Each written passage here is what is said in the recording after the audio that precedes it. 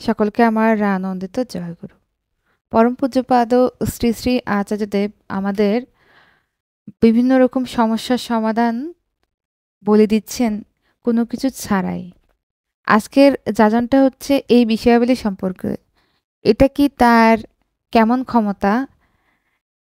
একজন জিজ্ঞেস করলেন। চলুন আমরা যাজনে যাই, জানবো কিভাবে দাদা কি করে কোনো কিছু না জেনেই বলে দিতে পারেন ভবিষ্যতে কি হবে।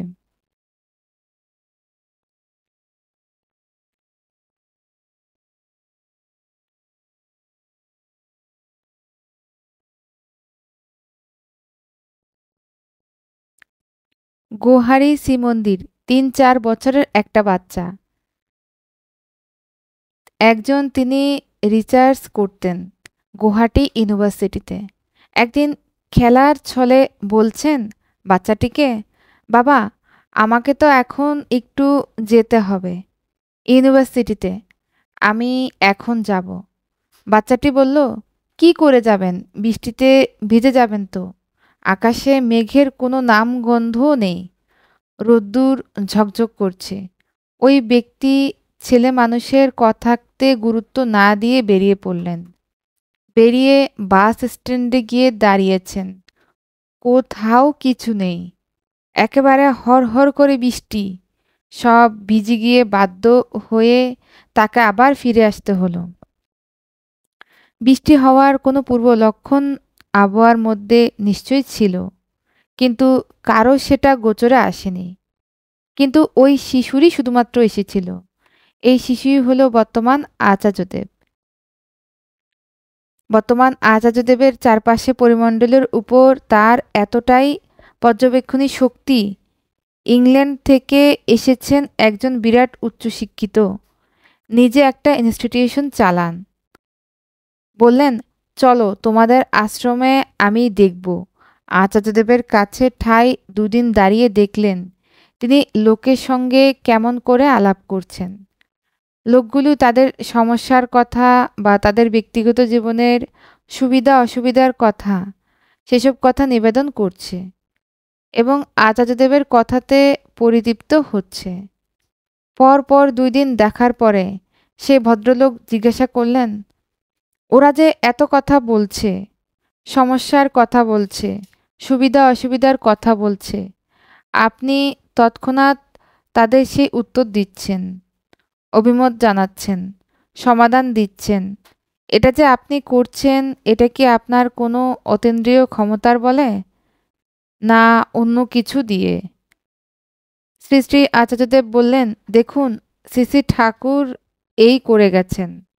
তার কাছে এইরকম হাজার হাজার মানুষ আসতো, তাদের সমস্যার কথা বলতো, তারা জীবনে কেমনভাবে চলবে তার দিশা জানতে চাইতো। ঠাকুরও তাদের ঘরের লোকের মতন, তারা ঠাকুরকে দর্শন করে সঙ্গ করে সেই প্রেরণা পেত। জীবনে চলার পথও সংগ্রহ করে নিয়ে যেত। ঠাকুর উদ্ভাবনী পথে তাদের বৈশিষ্ট্য মাফিক পরিচালনা করতেন। বহু মানুষ এর ভিতর দিয়ে বিপদমুক্ত হয়েছে, দায়মুক্ত হয়েছে, তাদের চলাগুলো অনেক সহজ সরল স্বাভাবিক হয়েছে, প্রবৃত্তিমুক্ত জীবন লাভ করার উপায় পেয়েছে, তাদের জীবনটা অনেক জীবনীয় হয়ে উঠেছে, তারা ঠাকুরমুখী হয়েছে। আর এটা যেমন শ্রী ঠাকুর করে গেছেন তার সারা জীবন ধরে, সেই রকম ঠাকুরের পরে শ্রী বদ্দা আমার দাদু এরাও করেছেন। তার কাছেও এইরকম লোক আসতো, তাদের বাঞ্ছিত সমাধান পেত। আমার বাবার কাছেও তাই মানুষ আসে, আনন্দ পায়, আশ্রয় পায়। আর আমি তো এর মধ্যেই বেড়ে উঠেছি। সুতরাং এটা আমার কাছেও একটা ফরেন জিনিস নয়, এটা আমার কাছে খুবই স্বাভাবিক। তারা যা করে গেছেন আমিও তাই করছি। আজকে আর আমার কাছে যখন মানুষ আসে, তাকে দেখে তার ভিতরে যে ইম্পালস বা সাড়া আমি পাই, তাকে সমস্যামুক্ত করে তোলার জন্য আমি আমার জানা, আমার বিচার বুদ্ধি, চিন্তা ভাবনা দিয়ে কিছু বলার চেষ্টা করি। নিশ্চয় তাতে তারা উপকৃত হয়, চলার প্রেরণা পায়। সেজন্যই তো মানুষ এখানে আসে। মানুষ এটাকে পরম আশ্রয় বলে বিবেচনা করে। তারা জানে যে আমরা যতই সমস্যাতে জর্জরিত হই না কেন, আমাদের যাওয়ার একটা শেষ জায়গা আছেই, যেখানে সমাধান পাবই। সেটা ঠাকুর। সেজন্যই প্রতিদিন হাজার হাজার মানুষ ছুটে যায়। মানুষের ঘরের লোক হয়ে উঠেছেন। তিনি আর মানুষ জানে, তিনি যেটা বলেন সেটা অভ্রান্ত। একটা মেয়ের একবার প্রচণ্ড চুল পড়ার সমস্যা দেখা দিল। অনেক রকম উপায় উপাচার করেও কোনো সমাধান মিলল না। তার অবশেষে উপায় না দেখে মেয়েটি চুলগুলোকে খোপা করে মাথার উপর বেঁধে রাখা শুরু করল। একদিন হঠাৎ শ্রী শ্রী আচার্যদেব এই রকম আশ্চর্য দেখে মেয়েটিকে বললেন, এই রকম চোখার মতো উঁচু করে চুল বেঁধে রাখিস কেন? একটুও ভালো লাগছে না, খোল এখনই। মেয়েটি তৎক্ষণাৎ চুলের বাঁধন খুলতে লাগলো। মনের অব্যক্ত গ্লানিও সেই সঙ্গে খুলে জানালো, সে আগে প্রচুর চুল পড়েছে, চুল কমে গেছে। একদম তাই। এই রকম ভাবেই তিনি সঙ্গে সঙ্গে জোর দিয়ে বললেন, যথেষ্টই চুল আছে, এভাবেই খুলে চুল বাঁধবি। মেয়েটি আগে বলে চুল খুলে বেঁধে নিল। তারপর থেকে ওভাবেই বাঁধতে থাকলো। আশ্চর্য, এর কিছুদিনের মধ্যে মেয়েটির আবিষ্কার করলো তার চুল পড়া দ্রুত কমতে শুরু করেছে। মেয়েটি জানে না চিকিৎসা বিজ্ঞানের ব্যাখ্যা দিয়ে এই ঘটনার প্রকৃত কারণ ও সিদ্ধান্ত লেখা যাবে কি না। তার ইচ্ছার সাথে নিজের ইচ্ছে মিলালে তার দয়া দৃষ্টিতে অসম্ভবও সম্ভব হয়। মাঘ মাসে দেওঘরের সৎসঙ্গ ঠাকুরবাড়ির আশ্রমিকদের দেওঘর থেকে দূর দূরান্তের বিভিন্ন গ্রামে যেতে হয় সৎসঙ্গ করতে। আশ্রমিক অনেক মেয়ে মায়েরাও যায় শ্রী শ্রী আচার্যদেবের নির্দেশ মতো। একবার তিনি ডেকে বললেন, তোরা মোটেও খুব ভালো শাড়ি বা লাল পাড় সাদা শাড়ি পরে যাবি না, সিনথেটিক শাড়ি পরে যাবি।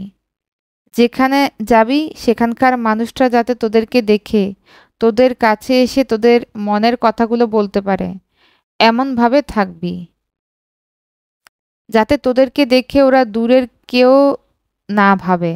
সবার কথা শোনো, সবাইকে আপন করে নিবি। কত যে নজর তার প্রতি প্রত্যেকের ভালো মন্দের উপর! এতখানি নজর বোধ হয় মানুষ নিজেও নিজেকে করে না। প্রতিদিনের মতো সেদিনও তিনি ঠাকুর বাংলায় সকালের নাম পাঠিয়ে এলেন। নাম জপের শেষে তিনি একজন কর্মী দাদাকে ডেকে বললেন, আজ জানালায় হোকটা লাগিয়ে দেননি, বাতাসে বারবার ধাক্কা খাচ্ছে। কপাটটা প্রত্যেকের চোখ তার দৃষ্টিপাত অনুসরণ করে দেখতে পেল উল্লিখিত জানালাটি মেমোরিয়া ভবনের, যা তার আসন থেকে বহু দূরে, এবং বাতাসের যে ধাক্কার কথা বলা হচ্ছে তার তীব্রতা এতটাই মৃদু, সেই দূরত্ব থেকে ওই শব্দ কোনো সাধারণ মানুষের কানে এসে পড়া আক্ষরিকভাবেই অসম্ভব। শুধু মুখের ভাষায় প্রকাশ নয়, আছে আত্মীকরণ, আছে প্রয়োগ, আছে সবাইকে দিয়ে করিয়ে নেওয়ার, সবাইকে সমানভাবে নিখুঁত করে তোলা এক নিরলস অনন্ত অপার চেষ্টা।